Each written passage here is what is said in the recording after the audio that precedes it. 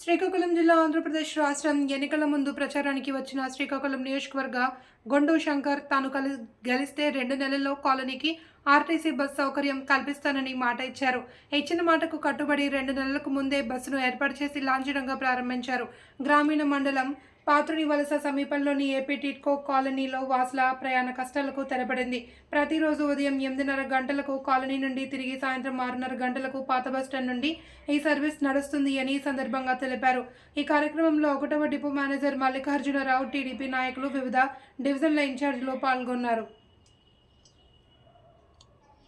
శ్రీకాకుళం నియోజకవర్గంలో ఇక్కడ పాత్రుల దగ్గర ఉన్న టిట్కో ఇల్లు దాదాపు 500 మంది ఇక్కడ ఆక్యుపేషన్లోకి వచ్చారు.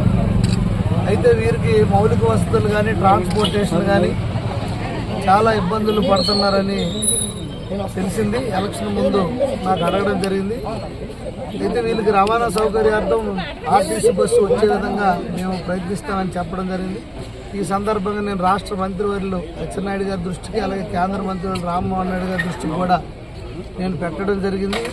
తరువాత ఆర్టీసీ ఆర్ఎంఓ గారు అలాగే డిఎం గారు అందరితో మీటింగ్ పెట్టి వారికి నేను నిర్ణయించుకున్న వెంటనే తక్షణమే వారు వచ్చి దీన్ని మొత్తం ఈ ఇన్స్పెక్షన్ చేసి ఈ రూట్ని వెంటనే అప్రూవల్ చేసి ఈరోజు బస్సు కూడా ఈ టిడ్కో కాలనీ నుండి ప్రారంభించినందుకు ముందుగా ఆర్టీసీ అధికారులందరికీ కూడా శ్రీకాకుళం ఆర్టీసీ డిపో మేనేజర్ గారు మల్లికార్జునరావు గారికి, ఆర్ఎంఓ గారికి అందరూ కూడా పేరు పేరున నా హృదయపూర్వక ధన్యవాదాలు. అలాగే అచ్చెన్నాయుడు గారికి, రామ్మోహన్ నాయుడు గారికి కూడా ప్రత్యేకమైన అభినందనలు, ధన్యవాదాలు తెలియజేసుకుంటూ ఈ అవకాశాన్ని ప్రయాణికులందరూ కూడా ఉపయోగించుకొని మళ్ళీ బస్సు సక్రమంగా తిరిగేటట్టు అందరూ సహకరించాలని కూడా కోరుకుంటూ, ఇంకా ఏవైతే మౌలిక వసతుల కల్పన రేషన్ డిపో కానీ, అలాగే కొన్ని దగ్గరలో స్నేక్స్ అవన్నీ వస్తున్నాయి, అక్కడ జంగిల్ క్లియరెన్స్ లేదన్నారు, వాటి మీద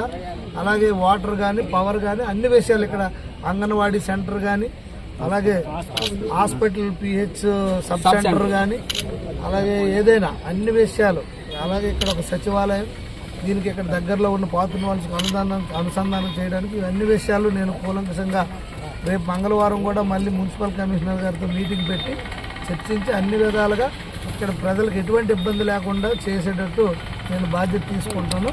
మీరు కూడా అందరూ ఈ బస్సు ప్రయాణం సక్సెస్ఫుల్గా రన్ అయ్యేటట్టు అందరూ సహకరించాలని కోరుకుంటూ అందరికీ ధన్యవాదాలు.